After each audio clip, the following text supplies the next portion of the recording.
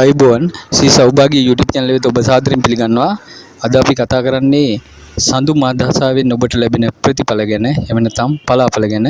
උපත්ති කේන්ද්‍රයේදී ඒ කියන්නේ ජන්ම කේන්ද්‍රෙහි සඳු සුබ සිටියොත් සඳු මහදහසාව ගෙවන ඔබට කොහොමද ප්‍රතිඵල ලැබෙන්නේ? උපත්ති කේන්ද්‍රයේදී සඳු අසුබව සිටියොත් ඔබට කොහොමද පලාඵල ලැබෙන්නේ කියලා මේ වීඩියෝයෙන් ඔබට දැනගන්න පුළුවන්. ඒ වගේම තමයි ඉදිරියට ඔබගේ ජෝතිෂ සම්බන්ධ කරුණු දැන ගැනීම සඳහා අපගේ සෞභාග්‍ය YouTube channel එක සමග සම්බන්ධ වෙන්න කියලා මේ වෙලාවේ මතක් කරලා ඉන්නවා.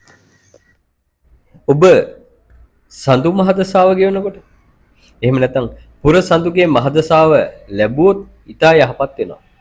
තම සිතැඟි ඉටු කරගෙන සතුටින් කාලය ගෙවීමට අවශ්‍යතා හැකියාව ලැබෙනවා. ඒ වගේම තමයි මංගල කටයුතු වලට සුබ තත්ත්වයක් එනවා. ව්‍යාපාර වගේ දේවල් වලට හොඳ තත්ත්වයක් එනවා. දරුවන්ට යහපත් වෙනවා.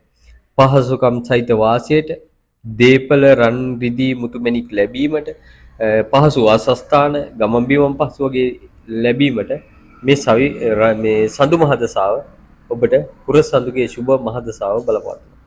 දුබල සඳුගේ මහදසාවක් ලැබුවොත් හිස මොළයේ සම්බන්ධ ලෙඩ රෝග, මනසට පීඩා, උණ සෙම් රෝග, කලකිරීම, තම උරුමයන්ට බාධා වීම වගේ දේවල් වෙන්නත් ඉඩ තියෙනවා. මේ මවත් සමගම තමාද අපල ගෙවන කාලයක් වෙන්නත් වැඩි ඉඩක් තියෙනවා. මේන් පෙන්වන්නේ පුරසඳු සුබව අවසඳු දුර්වල ප්‍රතිඵල දෙන බව තමයි පෙන්වන්නේ. පුරසඳු සුබව ප්‍රතිඵල දෙනවා, අවසඳු දුර්වල ප්‍රතිඵල දෙනවා. සුබව සිටි කල මවක දරුවෙක් ආරක්ෂා කරනවා වගේ ආරක්ෂනවා.